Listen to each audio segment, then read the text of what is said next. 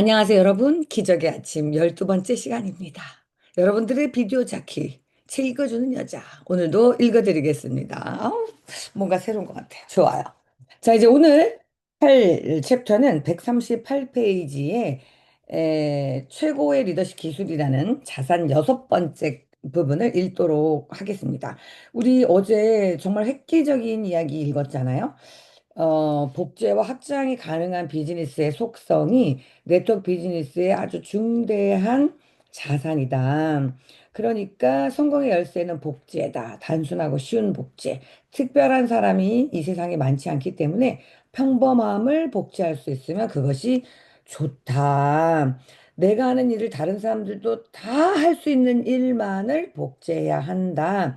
이것이 마법의 열쇠다라는 이야기를 하면서 이제 확장이라고 하는 것은 무엇이냐면 나와 같은 이런 일을 하려는 사람들을 무한히 확장해야 되는데 예전에는 한 사람의 능력, 스피커 뭐 이런 것들이 중요했다면 지금은 도구가 중요하다. 도구를 활용해서 엄청난 능력자의 힘을 내가 활용할 수 있다. 이게 이제 IT 이런 것들이 발전하면서 그렇게 됐다라는 얘기 끝에 그러나 이 모든 것들이 시스템적으로 받쳐진다 하더라도 당신이 가지고 가야 하는 것이 있는데 그게 뭐냐면 사람들과의 교류 부분이라고 얘기했어요. 그래서 이 교류 부분은 누구나 다 할 수 있는데 훌륭한 스토리텔러가 되면 된다라는 이야기까지. 그러면서 그 많은 사람들을 한꺼번에 담으려면 뭐가 필요하다고요? 리더십, 리더십. 우리가 전부 리더님, 리더님하고 부르잖아요. 그러니까 왠지 리더님, 리더님이 너무 흔해가지고 나 골드님이라고 듣고 싶은데요. 그리고 이제 리더님이라고 하면 왠지 하대를 하는 듯한 골드님이라고 하면 존중을 하는 듯한 막 이런 생각 들지 않아요? 근데 이제 사실은 리더라는 말이 최고인 거죠. 한국의 리더, 그룹의 리더, 세계 리더 이런 표현을 하잖아요. 그러니까 이끌어가는 사람이라는 뜻인데 그런 이끌어가는 사람에게는 리더십이라는 게 있어야 되는데 그 리더십은 도대체 어떻게 함양할 수 있는지에 관한 이야기를 오늘 하는 겁니다. 오늘 하는 겁니다. 자, 138배 읽어볼게요. 네트워크 마케팅 세계를 조사하기 시작할 무렵 나는 여러 회의와 행사에 참석했다. 그리고 거기서 다른 이들에게 자신의 내면의 위대함을 발견하도록 영감을 주고 격려하는 모습을 보았다. 이렇게.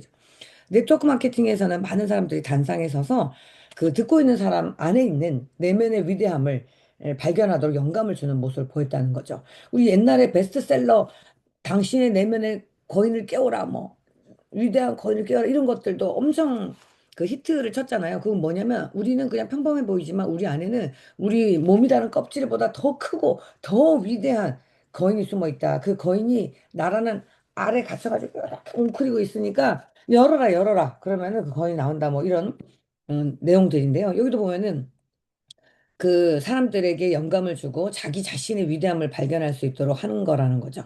그리고 맨손으로 가능하다 이런 이야기를 하고 그렇게 가능했었던 누군가의 경험담을 이렇게 얘기하더라는 거예요.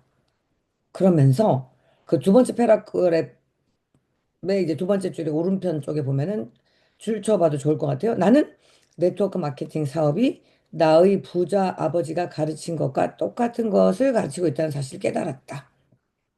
우리가 부자 아빠 가난한 아빠를 읽으면서 로버트 키요사키가 부럽죠.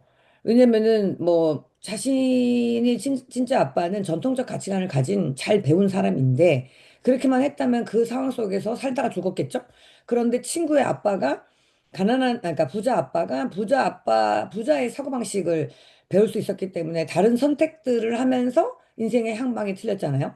그런데 이 네트워크 마케팅이 바로 부자 아빠가 가르쳐 준 거가 동일한 걸 가르쳐 준다는 걸 알았다는 거예요. 이게 뭐라는 거예요?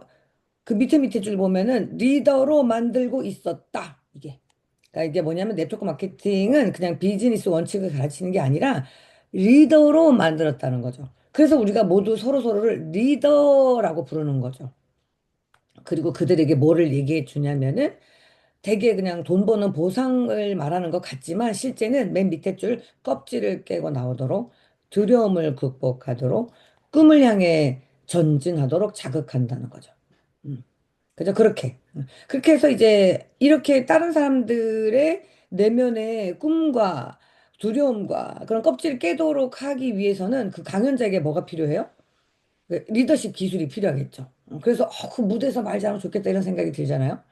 근데 이제 밑에 네 번째 줄 보면 이 다른 사람들이 그러한 것들을 실제로 추구하게 이끌 만큼 충분한 신뢰와 영감을 불러일으키는 사람이 좀처럼 찾아보기 어렵다는 거예요. 현실 세계에서는.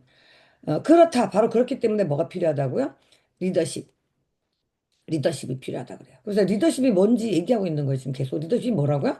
상대 영혼, 꿈을 일으키는 그런 기술이라는 거죠. 근데 그런 거를 하는 사람이 많지 않다는 이야기를 하고 있습니다.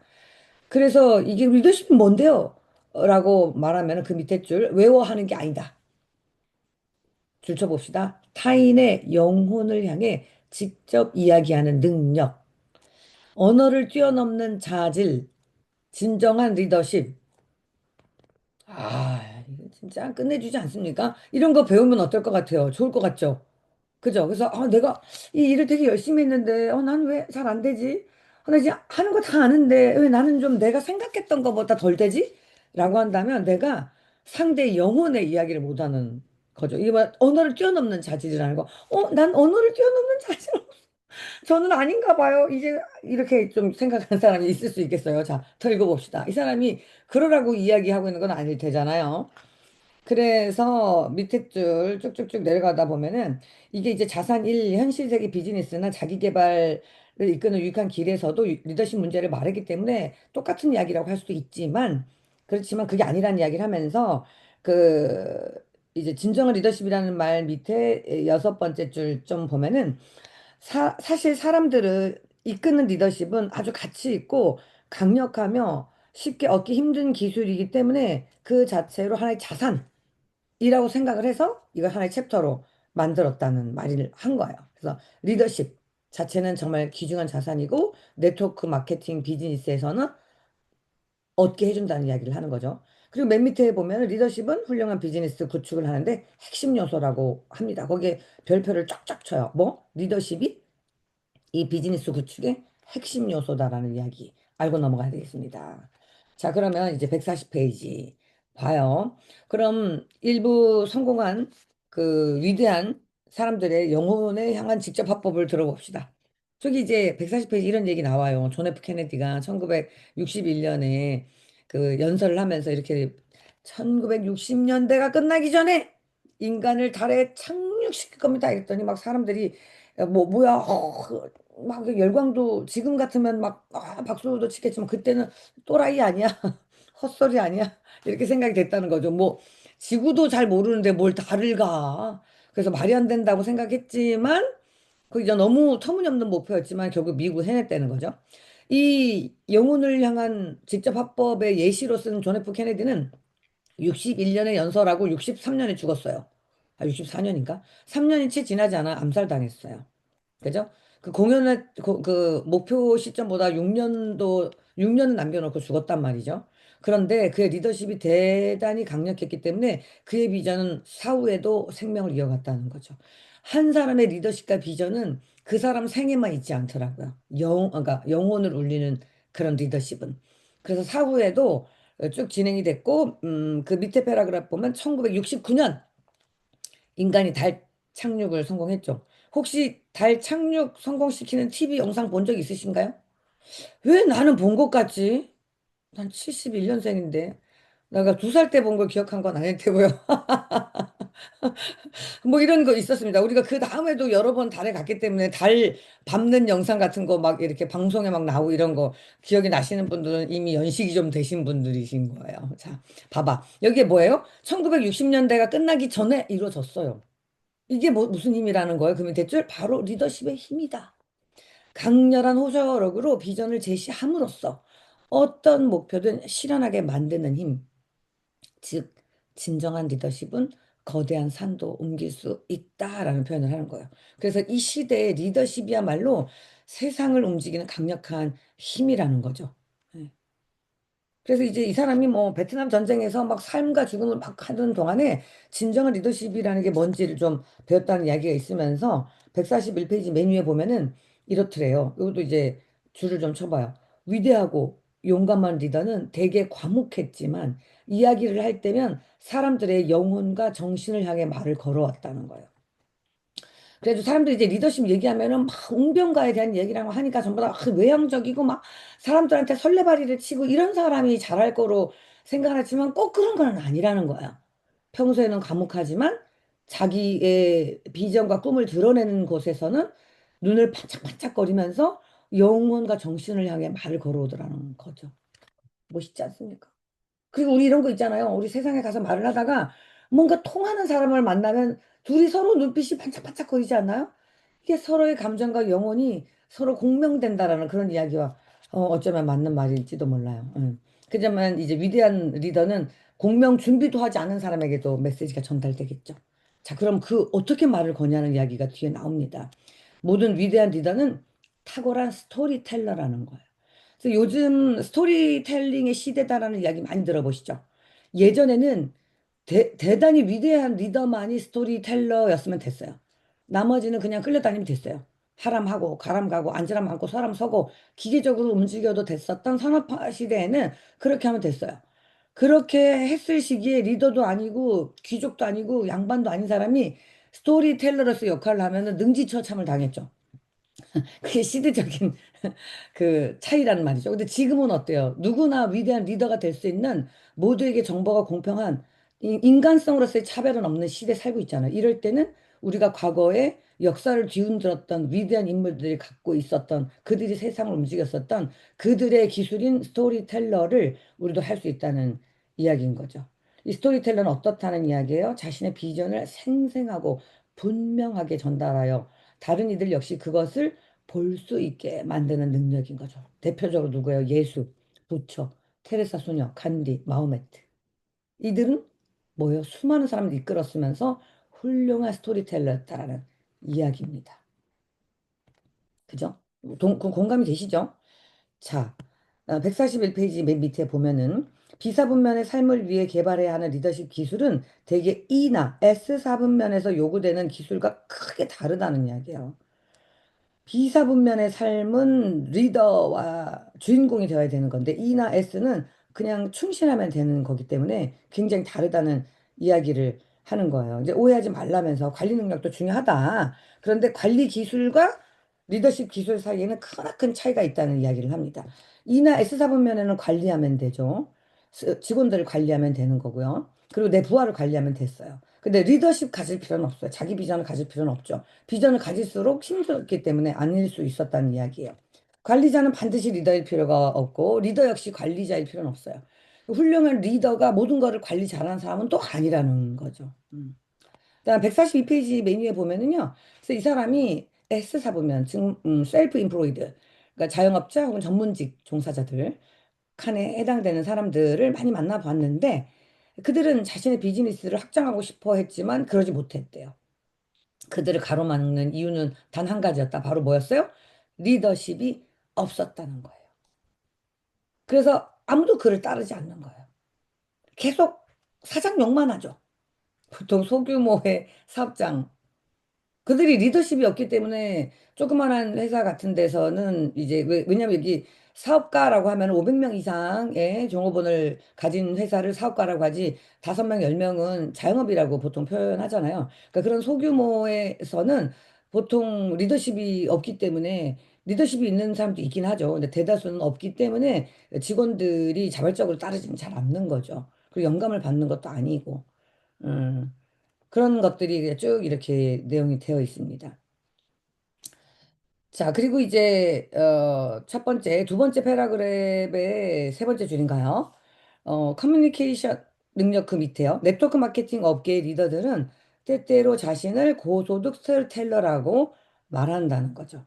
그게 고소득의 스토리텔러라고 표현한다. 실제로 그들은 최고 수준의 보수를 받는 스토리텔러이면서 그 이유는 아주 간단하다. 그들이 최고의 스토리텔러라는 거죠. 음. 여러분 작가이십니까? 스토리텔러라고 하면은 왜 작가와 연동이 되잖아요. 그러나 상상력이 없는데요. 어떡하지? 최고의 스토리텔러에 대한 궁금증이 여러분 생기죠? 이 시점에 되면은. 그래서 그 밑에 조금 읽어 드릴게요. 나는 네트워크 마케팅 사업 교육에 참가하기 시작하면서 맨바닥에서부터 시작해 크게 성공을 이룬 사업 소유주들을 만나보았다. 그들 중 많은 이들이 훌륭한 선생님 역할을 해내고 있었는데, 선생님이서 가르치는 사람이더라는 거예요. 그래서 우리 뭐 네트워크를 하면은 배우거나 가르치거나 둘 중에 하나를 하라고 하죠. 근데 그들은 훌륭한 선생님인데 뭘 한 선생님이었냐면은 이론이 아닌 경험을 통해 가르친 사람이라는 거예요. 자, 여기서 여러분, 어떻게 하면 영혼에 대한 메시지를 할 수 있겠어요? 내가 글을 읽어 배웠어. 그리고 다른 사람 이야기를 들었어. 그런 이야기들을 이렇게 하게 되면은 상대에게 지식적인 전달은 될 수 있지만 영혼의 감동은 사실 좀 되지 않겠죠. 근데 어떤 이야기를 했을 때 진정성 있으면서 전파력이 있게 상대에게 전달이 될까요? 그거는 뭐냐면 나의 경험을 바탕으로 한 진정성 있는 이야기를 할 때 우리는 내 이야기를 하기 때문에 내 내면에 불이 반짝 켜지면서 눈에 빛이 확 나면서 상대에게 깊이 전달할 수 있는 스토리를 말하게 되는 거죠. 그럼 이렇게 훌륭한 스토리텔러는 내 경험이기 때문에 첫 번째 진정성이 있는 거고요. 두 번째 영혼에 대해서 말할 수 있는 거죠. 그리고 아무리 반복해도 신명이 난다는 이야기죠. 내 이야기를 하기 때문에. 그죠? 그래서 많은 네트워크 마케팅에서는 꿈 터치를 하라는 게 첫 번째 이야기면서 마이 스토리를 작성하라는 이야기들을 하는 게 바로 여기에 다 근본이 있는 겁니다. 제품에 대한 마이 스토리를 한번 써보시겠어요? 아니면 사업을 왜 결단하게 되었는지 마이 스토리를 써보시겠어요? 라고 안내하는 그 부분이 바로 여기에 있는 거예요. 우리가 어떻게 됐든지 간에 영혼을 울리는 스토리텔러가 되어야 된단 말이죠. 그러면 내가 제품에 대한 경험치를 많이 쌓아야 그 안에서 나의 진정성 있는 마이스토리, 영혼을 울리는 스토리가 나올 테고요. 그 다음에 두 번째는 우리가 살아가는 모든 사람들은 경제적인 어려움들이 있잖아요. 우리가 경제적인 주권을 행복하기 위해서 사업자가 돼야 할 것이고 그런 것들에 꿈이 있는 사람이 처음이든 어쨌든 네트워크 비즈니스에 대한 호감과 관심을 갖게 되는 거예요. 그 사람 내면에는 뭐가 있는 거예요? 사업적 관심, 사업자적으로의 태도, 이것을 성공하는 방법에 대한 궁금증이 있는 거예요. 그러면 그 궁금증을 어떻게 얘기해야 영혼에다가 얘기를 할 수 있냐면 내가 가지고 있었던 현실적인 어려움, 내가 아무리 열심히 했었어도 갖고 있었던 어떤 한계, 그 직업이 의사든, 약사든, 주부든, 선생님이든, 그냥 뭐 아무 어떤 직업이어도 그 직업이 갖고 있는 애환들, 그 이게 왜냐면 이 애환이라는 건 뭐냐? E나 S 사분면에 있었기 때문에 누구나 가질 수밖에 없는 애환이에요. 그러나 여러 가지 개인의 스토리가 있겠죠. 그런 그 애환들 때문에 나는 다른 기회를 원했고 그 다른 기회를 많이 찾아봤으나 별로 없었는데 내가 이 일을 만났더니 얘는 나를 건강해 줄 뿐만 아니라 이렇게 내 삶을 다른 방향으로 생각할 수 있도록 해줬고 결국 그게 나의 인격적 성장까지 가게 해줬고 나를 경제적 해방을 가져가는 길로 이끌었다. 뭐 그러니까 그 이끌 그 희망을 가졌다 등등. 이게 이제 내 내면의 스토리라면은 내가 알고 있는 사람이 들을 것이고 내가 몰랐던 사람도 진정성 있는 영혼의 메시지를 듣는 것이고 더더구나 나를 기다렸던 어떤 내가 가지고 있는 정보를 기다렸던 사람에게는 확장성과 접근성으로 확 들어간다는 이야기를 하고 있는 겁니다. 그래서 여러분들이 내 경험을 정리정돈하고 그것을 가지고 있는 게 좋죠. 그리고 내 경험과 더불어 내 가족의 경험, 그리고 나하고 가까이 있는 사람들의 경험을 덧붙여서 우리가 진정성 있는 이야기를 좀 써보면 그러면은 진짜 영혼을 울리는 리더십을 가진 사람이 되죠. 저도 마이스토리를 쓰기 위해서 약 100장 정도의 그 A4지에다가 내 스토리를 썼다 지웠다 썼다 지웠다 했을 거예요. 그래서 내가 그때 무슨 생각을 했냐면 나 네트워크 비즈니스 하러 왔는데 갑자기 작가가 된 거야. 근데 왜냐면 써놓고 보니까 별로 마음에 안 들어. 그래가지고 이거를 드라마틱하게 전달해야 될 거 아니에요. 근데 남의 얘기 쓰는 거하고 쓰는 거 아니고 내 이야기를 쓰니까 그냥 드라마틱하게 할 수 있어요. 그래서 과거의 어떤 아픔들을 좀 드러내는 거. 드러내서 전달하면은 다른 사람 공감이 가요. 그 에드워드 리가 그 엉망진창으로 안녕하세요. 저도 한국 이름이 있습니다. 이렇게 했을 때 왜 이게 공감이 됐냐면 어릴 때 외국 갔고 거기서 힘들었고 그 힘든 와중에 나의 정체성을 잃어갔고 그런 것들이 내가 너무 힘들었는데 그래도 열심히 살아 이렇게 했는데 나이가 들고 성공을 했지만 생각해보면 나는 어디 나는 뭐 이런 생각이 들어서 여기에 있는 그 경연대회 있지만 왔고 내가 이 모든 과정을 해서 이까지 왔다는 것이 정말 눈물이 나고 정말 여기 있는 이 순간 매 순간이 정말 너무 고맙습니다. 이렇게 말했어요. 그게 이제 그의 스토리니까 그걸 보는 사람이 눈물이 이렇게 맺히면서 그 사람의 생에 공감이 되죠. 우리 요리사도 아니잖아요. 그런데도 그랬던 것처럼 우리도 그런 스토리를 많이 하게 되면은 훌륭한 리더십이 함량이 된다는 거죠. 그들의 영혼을 두들기니까요. 자, 그래서 이제 143페이지 보면은 그들이 이야기를 들으면서 공감하면서 고개를 끄덕이곤 한다는 그런 이야기를 하죠. 그리고 이제 세 번째 줄, 네 번째 줄 보면 그들 중 몇 명은 미국의 유명 CEO들보다 훨씬 더 많은 수익을 올린다는 거죠. 이게 뭐냐면은 유리천정이 없는 성장 가능한 곳이에요. 회사를 들어가도 유리천정이 있어서 높은 곳에 올라갈 수가 없어요. 줄이 좋거나 뭐 빼기 좋거나 하지 않는 한 다 대부분 어느 정도 있다가는 잘리죠. 그리고 자영업을 한다 하더라도요. 조금만 잘 되면 주변에 다 들러붙어요. 그래서 수익 쪼개기가 되기 때문에 세상에는 유리천장이라는 게 존재해가지고 그 이상으로 올라갈 수가 없는 거예요. 그 이미 기득권들이 그냥 다 장악하고 있어가지고 나머지 80%를 그냥 이렇게 요리해서 쓰고 뭐 이러는 그런 느낌으로 이용당하고 있다는 느낌으로인데 이 네트워크 비즈니스에서는 유리천장이라는 게 없어요. 내가 결단하고 하려고만 한다면 끝까지 올라갈 수 있다. 그래서 정말 더 많은 수익을 올리더라는 거예요. 그리고 훨씬 인상적인 점은 따로 있었대요. 그게 뭐냐면 강연자로서 서는 일을 할 필요가 없는데도 다른 사람들을 가르치는, 돕는 일에 열정적으로 임하고 있다는 사실이죠. 이러한 사실 자체가 그 고급의 리더십을 가지고 있다는 거예요. 리더십이란 실제 자기 이익과 관련되는 일을 열정적으로 하는 사람은 아직 리더십의 초입 단계죠. 내가 내 영혼의 메시지를 전달하는 거, 그거 되게 중요하지만 초입 단계인데 그 리더십이 자신의 이익에만 몰두되는 것 같다라고 했을 때는 아직까지 완성된 리더십이 아닌 거죠. 리더십은 나를 초월한 어떤 조직, 어떤 집단, 그보다 더 큰 것을 향하여 외침을 할 때 그게 진짜 리더십이 되는 게 아닌가라는. 그래서 나를 돕는 것보다 남을 돕는 일을 더 많이 하려는 마음 자세가 다 되어 있을 때 이미 갖춰지는 게 아닌가라는 생각이 요 글들을 보면서 알게 되었고요. 143페이지의 맨 밑에 보면은 아주 특별한 종류의 리더라는 말 속에서 그 많은 사람들이 리더십이라는 자질을 내면에 갖고 있으면서도 실제로 발휘하지 못한다. 이유는 뭘까요? 그럴 기회가 없었기 때문이다라고 해요. 그러면서 나의 부자 아빠는 이 점을 간파하고 있었대요. 그러면서 부자 아빠가 너 해병대에 지원해. 그리고 베트남 전쟁에 참전해. 이렇게 권유한 거예요. 그 전쟁은 내모른 거야. 너무 무섭잖아. 근데 그 이유가 왜였냐고요? 내가 리더십을 키울 수 있을 거라고 생각했기 때문에 제안을 한 거예요. 음. 그래서 이제 이게 전쟁터 가시겠어요? 지금 저기 그린란드 전 가실 거예요? 어우, 무서워. 그래서 그 밑에 있어요. 그 전쟁터 갈 필요 없다. 왜냐? 네트워크 마케팅을 통해서 그 기회를 얻을 수 있다는 말을 하면서 그 밑에 파란 글 옆에 보면 군대는 어떤 임무를 가지면서 리더 양성하는 국가 수호의 임무에 전념하면서 리더를 양성하고요. 비즈니스 세계에서는 팀을 구축하여 경쟁자를 물리치는 리더를 중시하고요. 왜냐하면 나만 이겨야 되니까 비즈니스 세계는 경쟁자를 물리치는 리더를 중요하게 여겨요. 근데 이제 밑줄 네트워크 마케팅 세계에서는 뭘 하냐면 꿈. 각각이 갖고 있는 꿈 동그라미를 이루도록 사람들을 가르치는 스승 동그라미가 됨으로써 그들에게 영향을 미치는 리더를 양성하는 거야.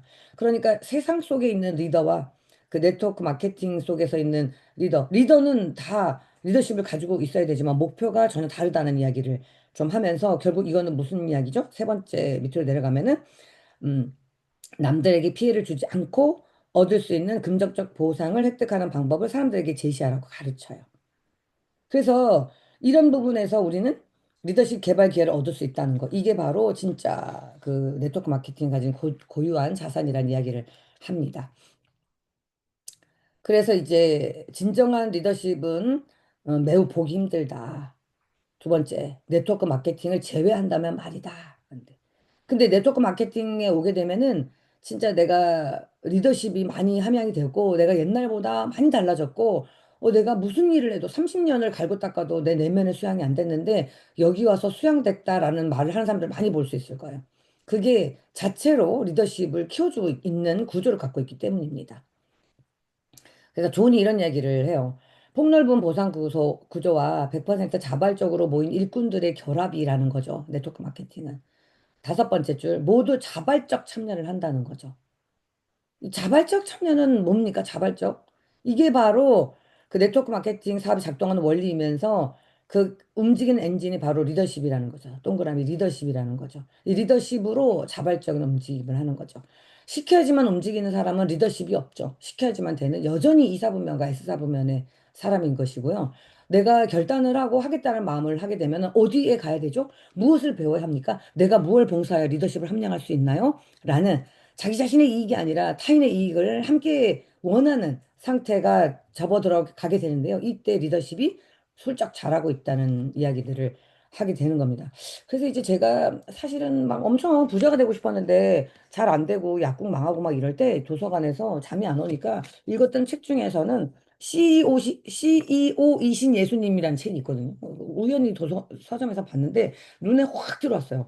예수님이 예수님인데 CEO이신 예수님이라는 책을 와 이거 와, 굉장하다 이제 이러면서 한번 읽어봤는데 예수님의 리더십에 관한 책들이 이렇게 쭉 있었어요. 그래서 나도 나중에 저런 리더십을 가진 사람이 되고 싶다. 근데 나는 나 혼자를 경영하고 있었기 때문에 무슨 리더십이라는 건 사실 없었죠. 근데 한 번 더 나아가서 그런 건 봤었어요. 내가 그 시간에 아무 사업을 하고 있진 않았지만 셀프 리더십을 하고 있었더라고요. 죽어가는 나의 영혼을 깨워 일으킬 수 있는 자기 경영의 리더십을 그런 책들을 읽으면서 해왔었더라고요. 그래서 이제 많은 사람들이 좀 묻고는 해요. 저보러 어떻게 사업 결단을 하고 빠르게 성장할 수 있었냐라는 이야기를 묻는다면 글쎄요, 제가 5년 동안 고생해서요라고도 하지만 잘 정돈해 보면은 그 기간 동안에 나 자신을 이기는 셀프 리더십, 나 자신을 이끄는 셀프 리더십, 나 자신이 두려움을 극복할 수 있도록 누군가가 아니라 나 스스로가 경영하는 그런 것들을 익혔던 것 같은데 이 네트워크 비즈니스에서는 그것도 감당해주는 것입니다. 그래서 이제 145페이지 밑에 보면은 리더십의 세 가지 요소라는 것이 있으면서요. 학교 교육은 정신적 교육을 시킨다라는 이야기를 합니다. 다음 페이지 보면은 리더십의 네 가지 영역이라는 게 있어요. 정신적 영역, 감정적 영역, 신체적 영역, 영적 영역. 그래서 학교는 주로 정신적 영역, 배움의 영역들을 해당한다고 하고요. 그냥 군사학교 같은 경우는 정신, 감정, 신체, 영적인 능력도 리더가 되게 하죠. 왜냐하면 생사를 넘나드는 그런 것들이 있기 때문에 영적인 능력도 커지게 되죠. 그 영적 능력이라는 게 뭐라고 생각하세요, 여러분? 그러니까 이제 종교가 있는 사람들은 그게 뭔지 알죠. 그런데 이제 종교가 없는 사람은 그 영적이 뭐야? 종교를 가지라는 이야기야?